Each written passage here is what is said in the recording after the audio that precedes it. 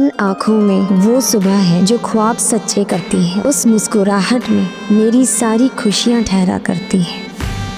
रात के घने बादलों को हटा के सितारों को चमकने के लिए रोशनी दे, जैसे आपके प्रेजेंस में मैं चमकने लगता हूँ।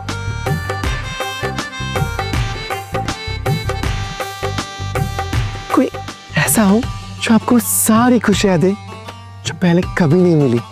तो क्या आप फैमिली वाला सपना फिर से देखोगी? अब मेरी ख्वाहिश है कि आप खुश रहे मेरे साथ। प्यार सिर्फ रोशनी नहीं होती, इश्क का अंजाम दर्द और जुदाई भी होता है। ये तुम्हारी लव स्टोरी या जो भी है ना, ये आज खत्म होगी। आई एम सॉरी, लेकिन आपको आज ही ये घर छोड़ना होगा।